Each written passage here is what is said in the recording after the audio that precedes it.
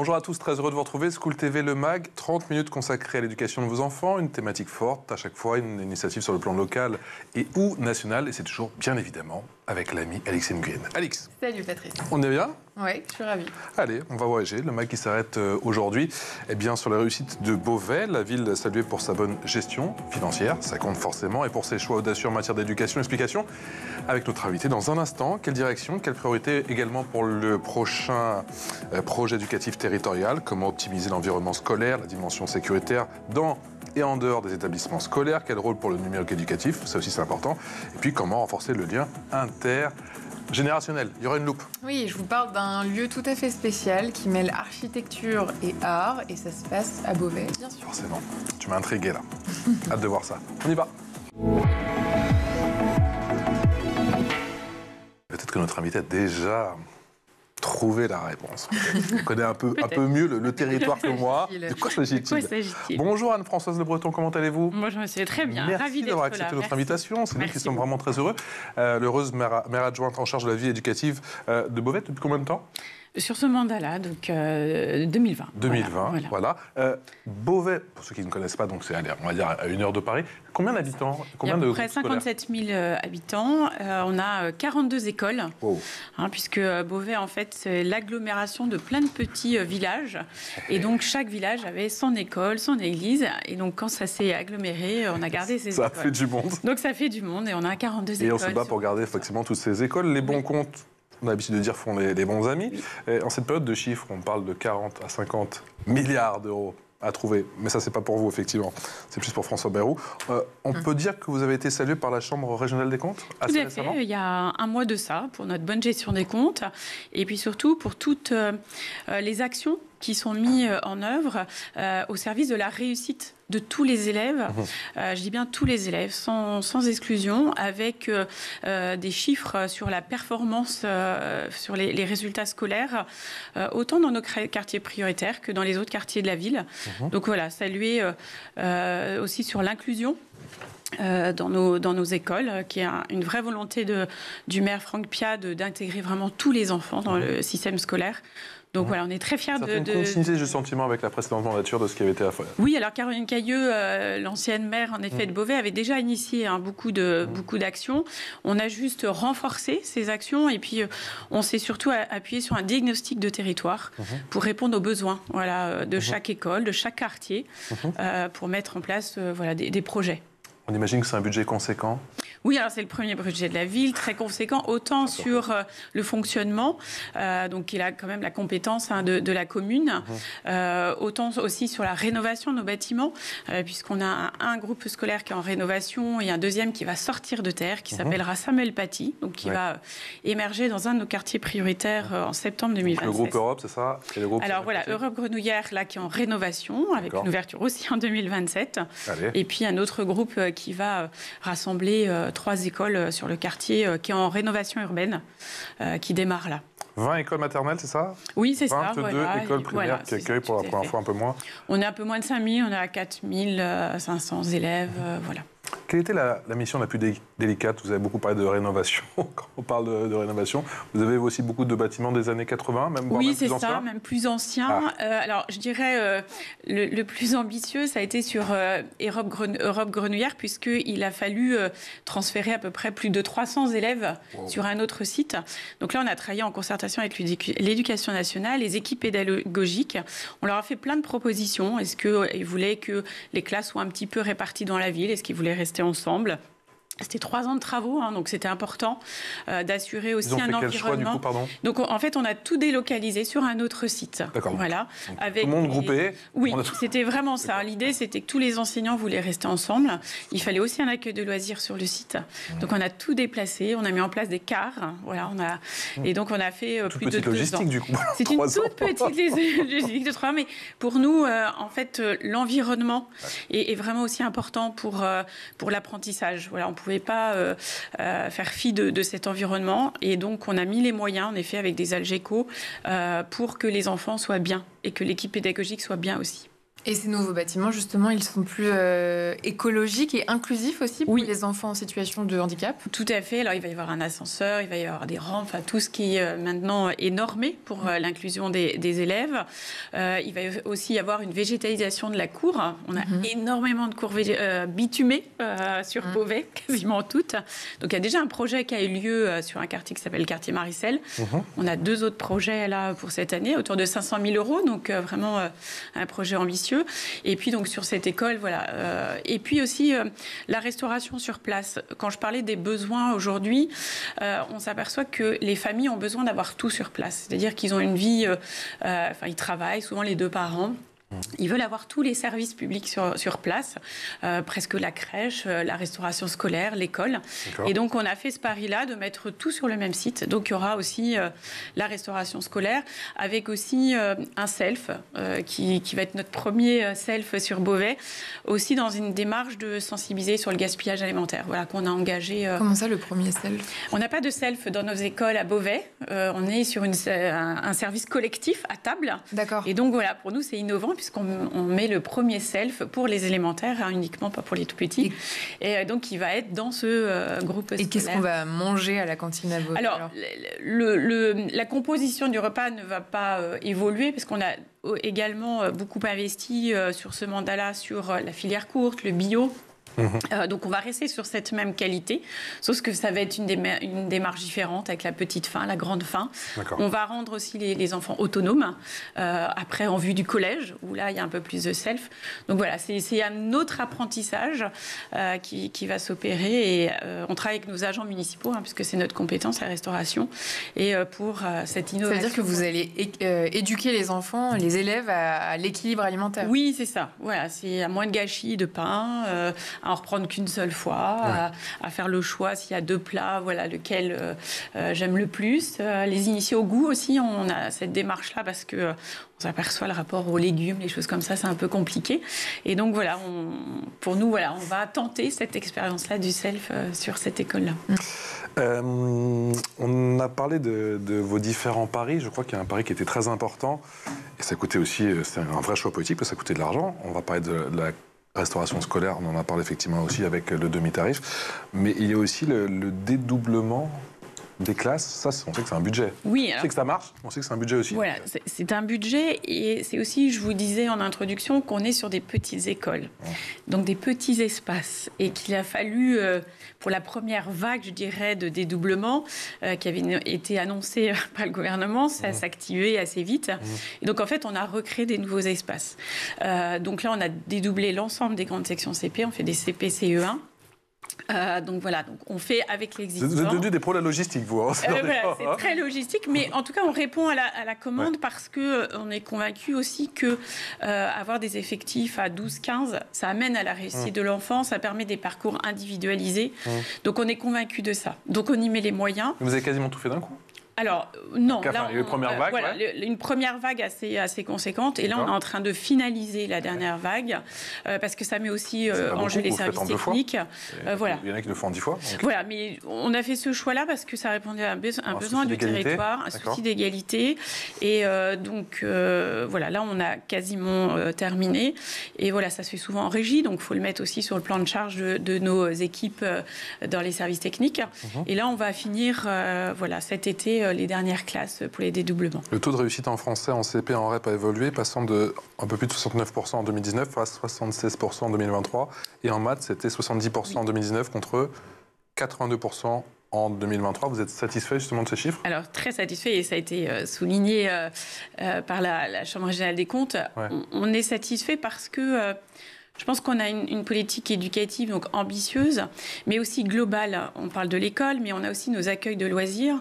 Et on a fait tout ce travail du temps de l'enfant. C'est-à-dire, souvent, de plus en plus, on a l'enfant de 7h30 à 18h30. Et donc, toute cette... Et dans le PEDT, le projet de territoire, on travaille aussi avec tous les partenaires pour vraiment avoir cette continuité du temps de l'enfant. Et sur ces différents temps, qu'est-ce qu'on peut apporter?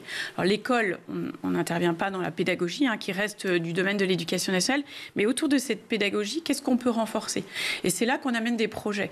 On amène des projets sur la citoyenneté, sur l'intergénérationnalité, sur la nature, sur les sciences, on travaille aussi sur le harcèlement scolaire. Vous voyez, on a tous ces partenariats-là qui font qu'on arrive à ces résultats de réussite scolaire. C'est vraiment multifactoriel, en fait. Et sur l'accueil, justement, vous avez mis un point d'honneur, justement, à soigner l'accueil pour les enfants porteurs de handicap? Alors, on a souhaité personnaliser, en fait, l'accueil. C'est-à-dire, on a mis un peu plus de temps, c'est vrai, on a commencé il y a 2 ans, parce qu'on s'aperçoit... on parle du handicap en général, mais on s'aperçoit que chaque parcours de vie des enfants, des parents, doit être individualisé parce qu'ils ont des besoins spécifiques. Et donc, on ne pouvait pas faire une politique globale. Et donc, je reçois toutes les familles qui font la demande, en effet, d'arriver dans nos structures. Et on travaille avec l'école pour mettre en place un projet, pour mettre en place du matériel, où là, vraiment, c'est personnel. Donc, on a les casques anti-bruit, on a mis des tipis dans les classes, on a mis des fidgets, des petits jouets, voilà. Et donc, on est vraiment dans l'accompagnement personnalisé. On accueille aussi en restauration scolaire, qui est pas évident. Par exemple, quand vous avez un enfant porteur de troubles autistiques, d'être avec 50 autres enfants, il y a du bruit. Donc à nouveau, c'est un projet individuel. Ça commence par 1 journée, 2 journées, on fait des bilans. Et donc cette politique en faveur du handicap, elle se décline, voilà, je dirais un peu dans l'ombre parce qu'on ne met pas forcément ça en avant, mais en tout cas, on répond aux besoins des familles, des enfants. Et c'est vraiment une ambition pour nous de poursuivre dans cette direction. Et toujours dans le champ du périscolaire, qu'est-ce que vous proposez en termes de soutien pour les élèves en difficulté? Alors, on a du soutien, tout ce qui est lecture. Alors, il y a un rapport là qui est paru il n'y a pas tellement longtemps où les jeunes lisent moins. Donc, nous, on a vraiment axé sur cette thématique-là, sur la lecture, sur l'éloquence, sur, je dirais presque les fondamentaux de l'école. Donc, on arrive en complément. Aussi sur la nature, voilà, parce que on trouve aussi chez les enfants aussi d'autres talents et qu'il ne faut pas forcément fermer dans un parcours scolaire. Donc, on ouvre aussi des ateliers sur la nature. On a une structure municipale qui s'appelle ADN autour de nous. Et on a créé cette année le Club des jeunes pousses. Donc voilà, c'est vraiment cette ouverture à l'environnement, à la gestion des déchets, à mon environnement, mais proche de chez moi aussi. C'est... Vraiment, on est en complémentarité de ce qui peut être apporté par l'école en termes d'activité. On a un gros projet sur la citoyenneté, sur le passeport civisme qu'on est en train de créer là pour la rentrée. Avec Monsieur le maire, à la rentrée, on donne aussi un livre sur les valeurs de la République. On a une commission laïcité. Vous voyez, voilà. En fait, on arrive en complément vraiment des savoirs fondamentaux qui sont propres à l'école. Et nous, on enrichit en fait par des propositions portées par nos agents municipaux sur le terrain. Il y a aussi pas mal d'études qui parlent de l'importance du lien intergénérationnel, ou parfois comment retisser ce lien. Vous souhaitez capitaliser justement sur cette valeur et comment ça peut se traduire justement? Alors ça s'est traduit... vraiment fortuitement dans cette rénovation urbaine sur le quartier Argentine. En fait, on a 3 écoles. Et donc, la destruction de la restauration scolaire allait être pour cette année. Donc, il fallait parler de logistique, on y retourne. Mais comment, en fait, amener ces enfants à la restauration scolaire sur d'autres sites? Et donc, proche d'une des écoles, il y a une maison de retraite. Et on s'est dit, tiens, ça peut être une opportunité de lancer, sur le temps de la restauration scolaire, ce projet intergénérationnel. Et puis, en fait... on n'était pas surpris. L'accueil a été à la hauteur de nos espérances, des deux côtés. Des deux côtés. D'accord. C'est-à-dire, donc c'est 11h30, les personnes âgées attendent les enfants, et puis les enfants ne veulent plus repartir, parce que c'est quand même super sympa. Et donc là, on commence la rénovation là, des bâtiments, et donc là, tout de suite, ils nous ont dit, mais quand ils vont partir... ils vont nous abandonner. Voilà. Donc, on a vraiment réfléchi à ça. Et donc là, on a fait un autre projet la semaine dernière qui s'appelle le prix littéraire Chronos. Donc, on en revient à la lecture, qui est national, un prix national, et qui était la lecture de 8 ouvrages. Et à la fin, vous devez sélectionner celui que vous préférez. Et donc là, on a fait avec des personnes de la maison de retraite et avec les enfants, et on a élu l'ouvrage la semaine dernière. Et puis on s'est dit, voilà, mais tout ça, ça va s'arrêter en 2027. Et on a mis en place, à la sortie du Covid, Monsieur le maire a souhaité mettre en place une commission du futur, voilà. Et dedans, ils nous ont, cette équipe qui était en place, proposé un livret pédagogique qui s'appelle Nous emmener vers le voyage de Beauvais en 2040. Et là, c'est vraiment ce lien, il va se faire dans ce livret qui est très ludique. Ce qui se passait avant, voilà, c'est votre maison, pour une personne de 70 ans, 80 ans, elle était comment? Qu'est-ce que vous mangez? Voilà. Qu'est-ce qu'on mange aujourd'hui et comment je vois le futur? Et donc ce livret, ils vont le remplir ensemble à travers nos accueils de loisirs, voilà, tout au long de l'année prochaine, pour garder ce lien-là qui vraiment a été une force, voilà, des deux côtés. Voilà. Pourquoi c'est important pour vous, selon vous, de faire dialoguer les âges dans un cadre éducatif? C'est la transmission. L'école, c'est la transmission des savoirs. Là, c'est la transmission des parcours de vie, de voir ce qu'on peut puiser dans notre passé pour vivre pleinement le présent, mais aussi pour se projeter dans l'avenir. Et je pense qu'on ne peut pas construire l'avenir si on n'a pas cette connaissance-là.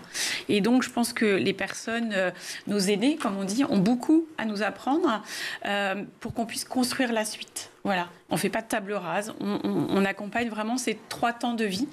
Et je pense que pour les enfants, être dans ce lien fort, c'est vraiment important pour nous.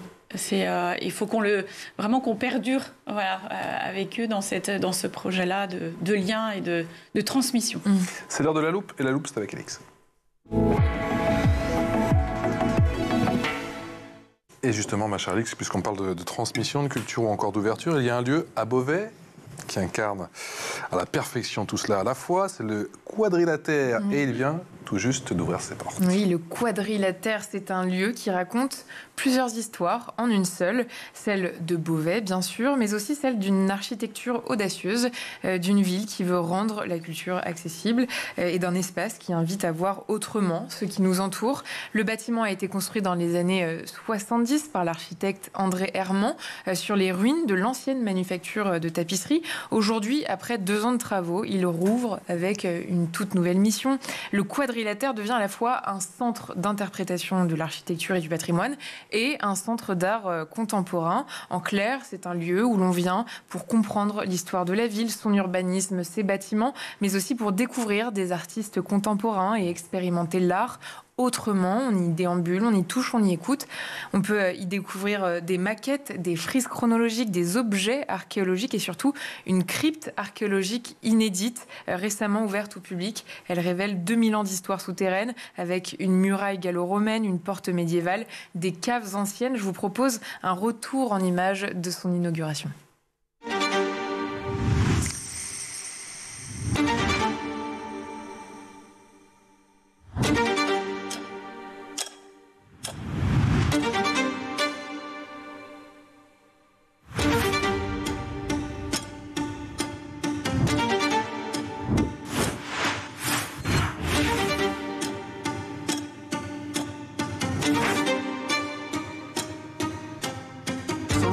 Partageons la joie de voir se concrétiser en effet cette idée. Quadrilatère a vu les décennies passées et avec elles les évolutions culturelles qui nous accompagnent. L'art, c'est le plus court chemin de l'homme à l'homme. Merci à vous. En tout cas, félicitations à tous. Quadrilatère rayonne à nouveau en cœur de ville.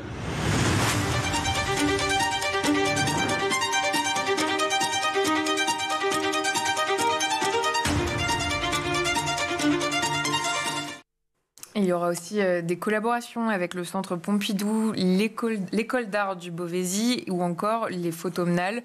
Autant d'initiatives pour mêler l'art, le territoire et les habitants. Le bâtiment lui-même a été complètement repensé. Nouvel escalier monumental, meilleure accessibilité. Il comprend aussi 2 nouveaux espaces pour les ateliers pédagogiques. Madame Le Breton, le Quadrilatère, c'est un vrai outil culturel et éducatif pour les jeunes. Alors oui, c'est vraiment un joyau architectural et patrimonial pour nous. En fait, il s'inscrit dans un quartier épiscopal. Donc on a la cathédrale, on a le Mudo, un autre musée, et le quadrilatère, donc qui a été inauguré en effet début avril. Et l'idée, c'est de vraiment c'est la loi NOTRe qui nous a aussi orientés en disant l'accès à la culture, vraiment pour tous, au patrimoine. Et donc, on a cette volonté municipale d'amener alors de la petite enfance, enfance et jeunesse, au patrimoine, à la culture. Et vous l'avez dit, il y a 2 espaces qui sont assez innovants. C'est des espaces pédagogiques, d'ateliers.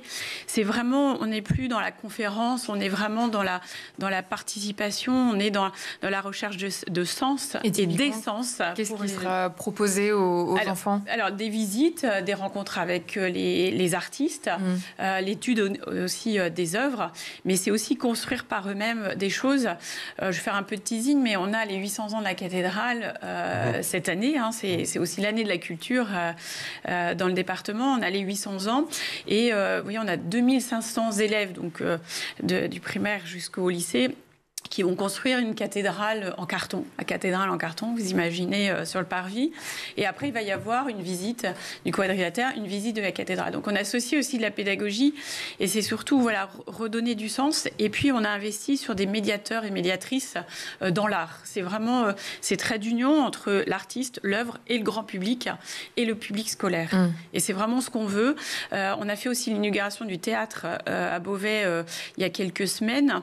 Et il y a plus de 1500 enfants qui sont allés visiter, donc des CM2, visiter le théâtre avec des casques de réalité virtuelle, avec la rencontre de ceux qui font vivre le théâtre. Et tout ça, on pense que c'est aussi, à travers la culture, on parlait de transmission, c'est comment on transmet aussi notre patrimoine culturel.